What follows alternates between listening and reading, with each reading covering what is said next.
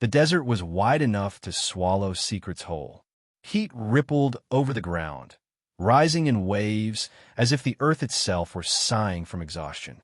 The sky carried that strange pale copper glow that comes before dusk, the hour when shadows grow longer than men and silence falls heavier than bullets. From far off, on the ragged edge of the horizon, she appeared, a lone figure stumbling where no one had business walking. Her dress was torn, once white, but now streaked with dust and dry blood. The fabric clung to her sides like a desperate hand. She pressed one palm against her belly, where crimson still seeped slow and stubborn. Every step looked borrowed, as if death had already called her name and was simply waiting for her to collapse. She was no ordinary wanderer. The desert knew the strong and the reckless. But this one, she carried herself with both defiance and weariness, like a woman who had survived storms yet could not escape the storm inside her own body. Her eyes, if anyone had dared look close, still burned. Even as her lips cracked, even as her body shook, there was a fire in them. She was not walking toward life. She was walking away from surrender. The road stretched endless. Sand skittered like restless spirits. Vultures circled high, patient keepers of truth. Then came the riders. 6 of them, dusty and lean, horses restless under the weight of their callous laughter. Cowboys who had seen too many barrooms, too many empty mornings, too many chances to turn into decent men, all wasted. The first spotted her and spat into the dirt. Well, I'll be damned. Looks like trouble crawled out of the desert. Another leaned forward in his saddle, squinting. She's hit. Bleeding back. A third chuckled, a sound that had no heart in it. Best leave her. Ain't nothing but bones waiting to happen. They slowed, circling her the way wolves test a dying deer. She kept walking, eyes fixed on some horizon they couldn't see. Not once did she lift her hand in plea. That silence unsettled them more than a scream ever could. One cowboy, broad-shouldered, with a sneer carved permanent on his face, spat again. Look at her, already halfway gone. A body like that just brings trouble. Men kill for less, and I got no taste for burying strangers. Another shrugged, adjusting his hat. She'll be buzzard meat before the sun's gone cold. Don't concern us. And just like that, they began to ride on. Dust rose behind them, a cloud of indifference swallowing the air. All but one. At the rear of the group rode a man who had said nothing. He was not the oldest nor the youngest. His hat was plain, his coat worn, his face marked not by cruelty but by silence. He slowed his horse, watching her figure sway like a reed about to break. The others called back to him. You coming, Jonah? His horse pawed the dirt.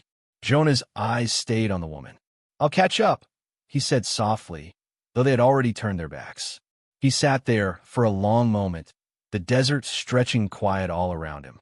Then, with a sigh that seemed carved from his ribs, he nudged the reins and rode toward her. The sound of hooves startled her at last.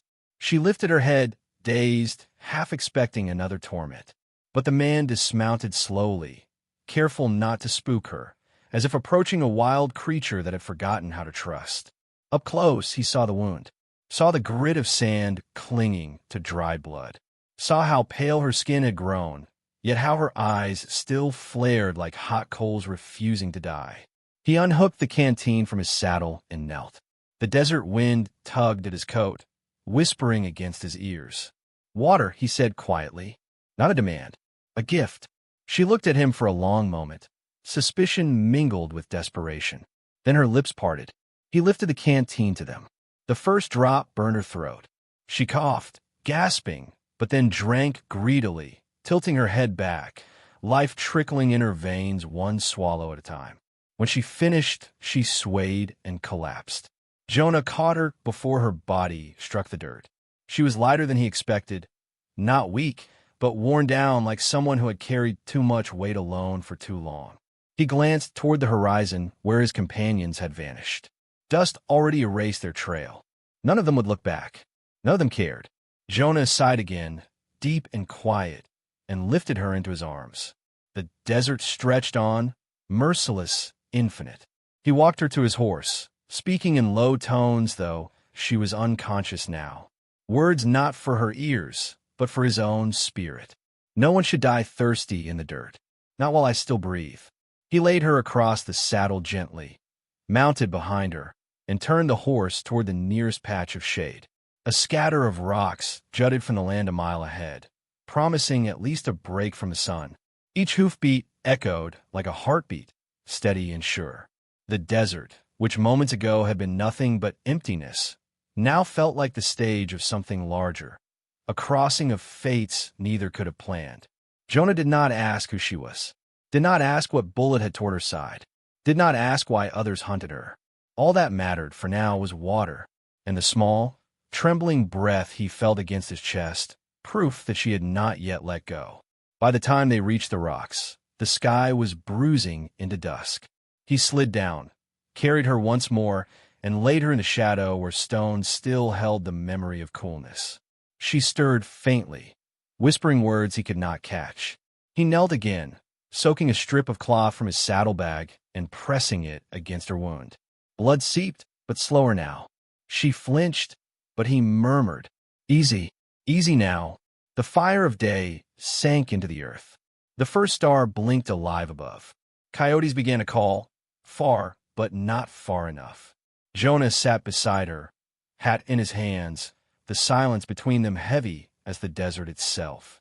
He thought of the 6 men riding away, leaving no memory of her behind. And he thought of how close he had been to doing the same. But here she was, and here he was, 2 strangers at the edge of death, bound now by the simple act of one man refusing to keep riding. The desert, in its endless stillness, seemed to lean in and listen. And so the first night fell. Night in the desert is a strange kind of mercy. Where the day burns skin and blinds eyes, the night cools, lays its hand over the land like a mother on a fevered child. The stars arrive without hurry, one by one, until the sky is heavy with them. Lanterns lit by hands unseen. Jonah had made a small fire between the rocks. Flames licked upward, crackling softly, painting his face in shifting light. He sat with his back against stone, hat resting beside him, rifle close though not in his hand. His other hand pressed a strip of cloth against the woman's side, steady as the tick of a clock. She lay still, half-conscious, the faint rise and fall of her chest the only proof she had not yet slipped away. Jonah watched her with eyes that rarely told much to anyone. Years of wandering, years of carrying silence like armor, had made him a man of few words. But here, in this quiet place where death was near enough to breathe on them both, he found himself speaking softly. "You'll need to hold on, stranger. Got no name for you yet, but it don't sit right to bury someone without knowing what to call them." Her eyelids flickered. A whisper escaped her cracked lips, broken and raw. "Water." Jonah lifted the canteen, slid an arm beneath her shoulders, and tilted it gently. Drops touched her tongue, and she drank like a child learning thirst all over again. When she finished, she sagged against him, breath trembling. He laid her down again, adjusting the cloth at her wound. The fire popped, sending sparks toward the sky. For a while, there was only the sound of the desert breathing.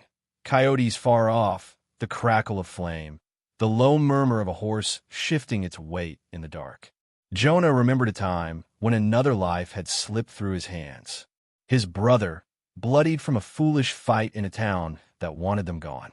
Jonah had carried him too, pressing cloth to a wound, whispering promises that never reached heaven. He had buried him under a cottonwood tree by the river, the sound of water carrying away his grief. Since then, Jonah had sworn not to feel too much, not to linger too long on anyone's path. And yet here he was. She stirred again, voice faint but clearer this time. Why do you stop?" Jonah didn't answer right away.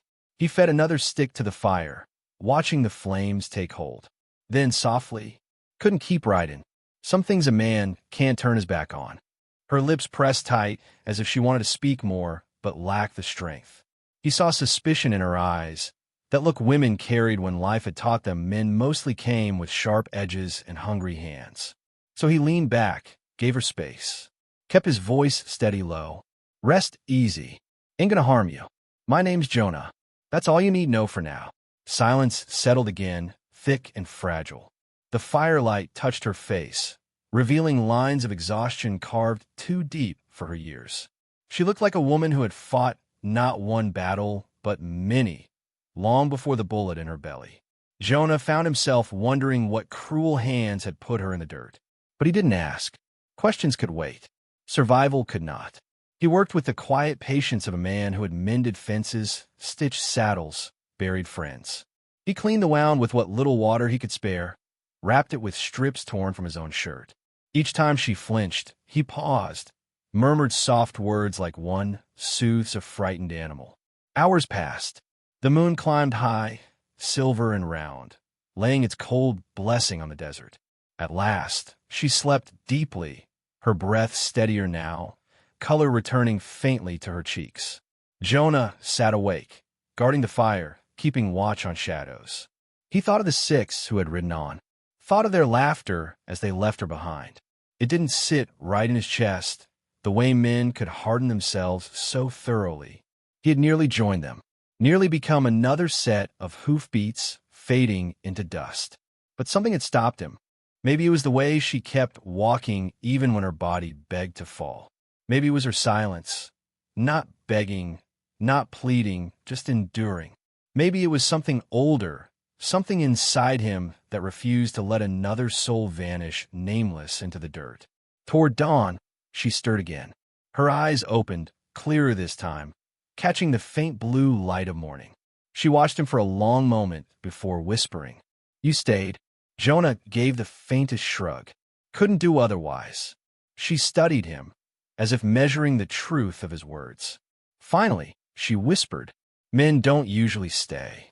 He looked into the fire, jaw tightening. Maybe they'd been keeping the wrong company. She said no more, but her gaze softened. For the first time since he found her, her shoulders eased slightly, as if the weight of suspicion had lifted just a fraction. The sun broke over the horizon then, spilling gold across the desert. Birds stirred in the distance, announcing another day. Jonah rose, stretched the stiffness from his back, and began saddling the horse. The woman watched, weak but alert. Where are you taking me?" she asked, voice fragile but steady. "Water first," Jonah replied. "There's a creek not half a day's ride from here. After that, we'll see." Her lips parted, as if to protest, but she closed them again.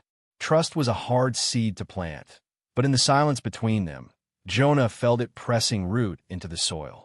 He lifted her carefully onto the saddle, then swung up behind her, holding her steady with one arm. The horse shifted, then began its slow gait toward the east. The desert stretched before them, endless and harsh. But for the first time since the bullet tore her side, she was not alone. Her head rested lightly against his chest, breath shallow but steady. Jonah looked at the road ahead, the sun climbing higher, and felt something he hadn't felt in years, a quiet certainty that maybe, just maybe, this crossing of fates meant something more than survival. The desert had a way of stripping everything down to its bare truth. And the truth here was simple. A wounded woman clung to life, and a quiet man carried her toward it. Between life and death, they rode on. Morning spilled across the desert, like paint poured from heaven. The sky blushed pink, then deepened into gold. Sand caught the light and shimmered as if the earth itself had caught fire. Jonah rode steady, his arm firm around the woman to keep her from swaying too far. Each jolt of the horse's stride pressed pain through her body. He could feel her stiffen against him, hear her breath catch. But she did not complain.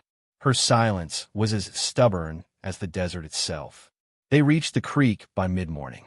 It was a thin ribbon of water, trickling over stones worn smooth by time. To Jonah, it looked like salvation. He slid from his saddle, lifted her down with care. She leaned on him, too weak to stand long on her own. He guided her to the water's edge. The creek's coolness startled her hands when she touched it. She bent slowly, cupped water in trembling palms, and drank. A soft sound escaped her throat, relief so deep it nearly broke Jonah's heart. Her reflection shimmered on the surface. Pale face, hair tangled with dust, eyes ringed with exhaustion. She stared for a long moment, as if uncertain the woman in the water was still alive. Jonah knelt beside her, filling his own hands. The water washed dust from his beard, cooled the heat clinging to his skin. For a time, there was only the sound of drinking, the murmur of creek song, the whisper of breeze through mesquite branches.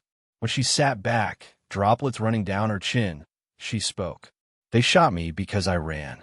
Jonah's head turned, but he said nothing, waiting. "They said I belonged to them, like I was cattle, like I was coin to be spent." Her voice cracked, but her gaze hardened. "So I ran. They shot me in the dark, but I kept running." Jonah's jaw clenched. He tossed a stone into the creek, watched the ripples spread. Finally, he murmured, "Seems to me you belong to no one but yourself." Her eyes searched his face, as if testing whether he meant it. Whatever she found there brought the faintest flicker of peace to her expression. They rested in the shade of a cottonwood, letting the creek sing its lullaby. Jonah set out dried meat from his saddlebag, tore it in half, offered it to her.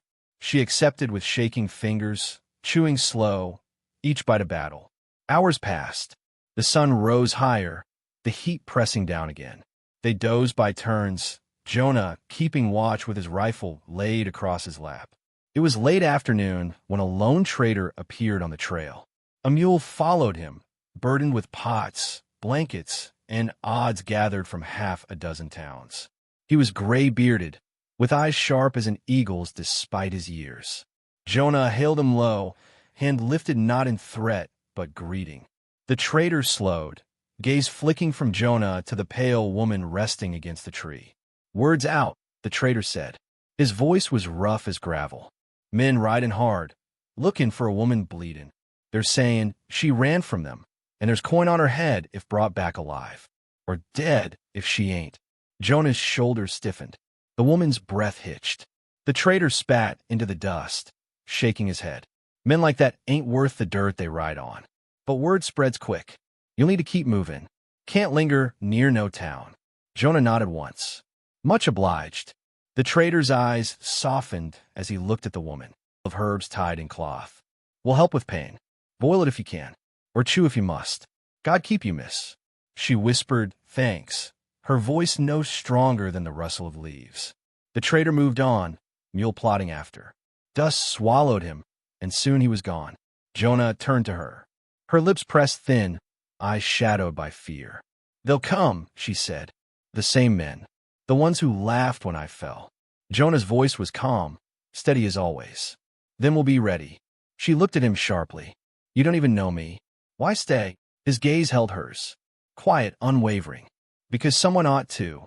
Silence stretched between them. But this time it was not mistrust that filled it. It was something gentler, something almost holy. By dusk, they moved on. The desert seemed to tighten around them, horizon pulling closer, shadows growing longer.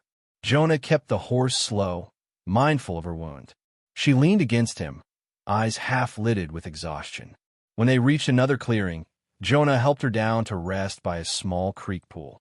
He knelt beside her, helping wash the dry blood from her dress. The water ran red, curling into ripples before vanishing downstream. She watched his hands, careful, respectful, never wandering where they shouldn't. No man had ever touched her like that before. The thought stung her eyes with tears she tried to hide. Her voice broke the silence, soft as dusk.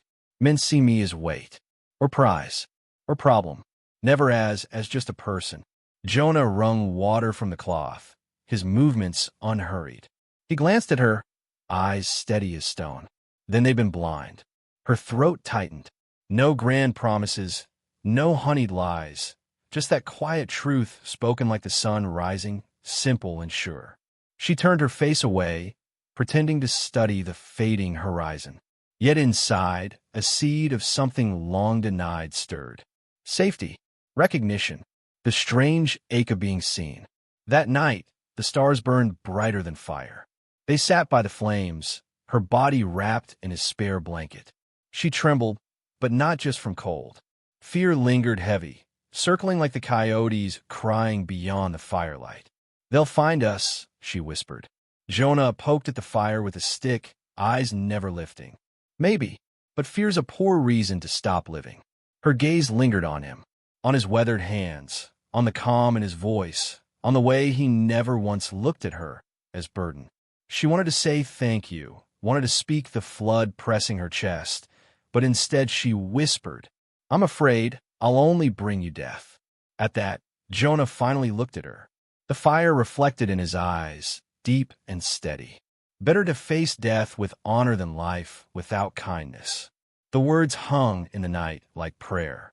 She felt them settle into her bones, into the wound itself, easing pain that was not just of flesh but of soul. The fire crackled. Stars wheeled overhead. And though danger lay somewhere beyond the dark hills, for that fragile moment, she felt something she hadn't in years. Safe.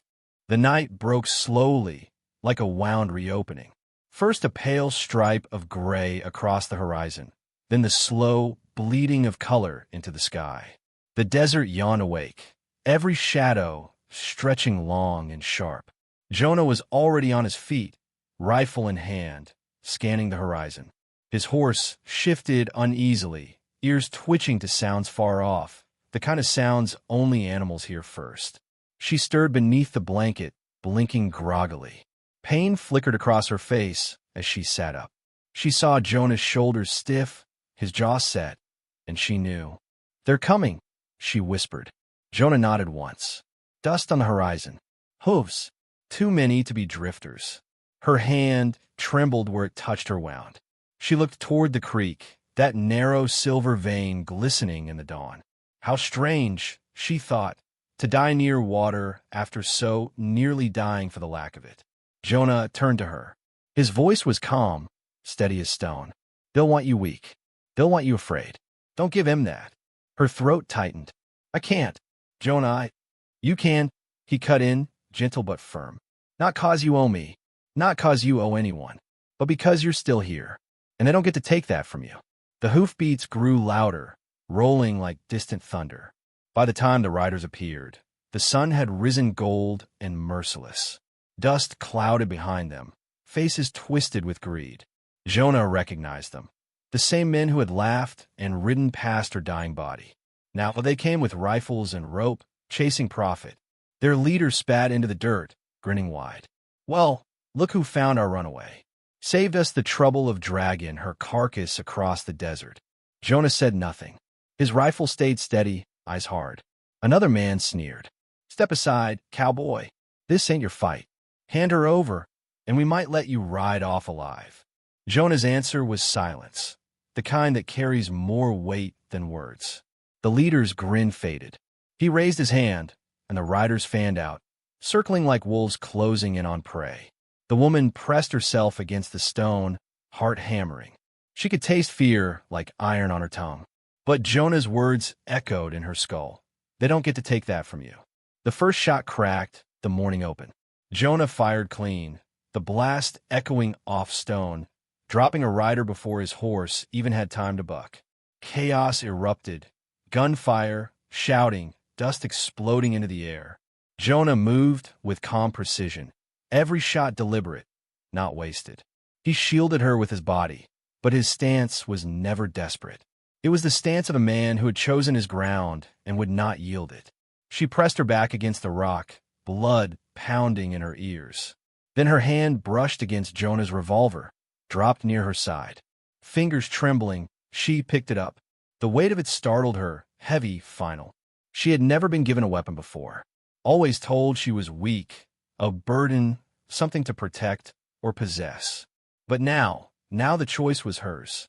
One of the riders broke from the side, charging straight for Jonah with pistol raised. Without thinking, she lifted the revolver, aimed through tears and terror, and fired. The shot cracked. The rider fell. Her whole body shook. Smoke curled from the barrel. Jonah turned, eyes meeting hers, not with surprise, not with fear, but with something fiercer. Respect. The fight raged on. Men cursed, horses screamed, bullets split the air. Jonah's shoulder took a grazing hit, blood blooming against his sleeve, but he did not falter. She fired again, missing this time, yet the act alone steeled her. At last, dust settled. 2 men lay still, 2 more fled, and the rest turned tail, vanishing into the horizon like shadows at noon. Their leader cursed, blood streaking his arm, before galloping hard after them. Silence crashed down. Only the creek kept singing, stubbornly indifferent to the violence. Jonah lowered his rifle, breathing heavy.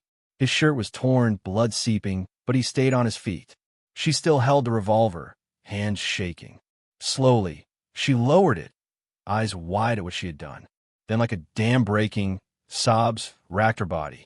Jonah crossed the ground between them in 2 strides. He crouched, took the gun gently from her trembling grip, and set it aside. His hand lingered on hers, grounding her. "You're alive," he murmured. "That's what matters." She clung to his shirt, pressing her forehead to his chest, tears soaking through dust and blood. He held her, steady as the stone around them. When at last her sobs softened, he helped her to the creek. She bent, drinking deep, washing her face, letting the water cleanse the taste of gunpowder from her lips. Jonah watched his wound beside her, silent but sure.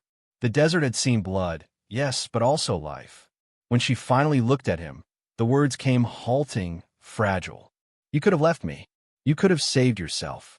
Jonah met her gaze. "Maybe so, but what's a man worth if you don't stop for someone dying in the dust?"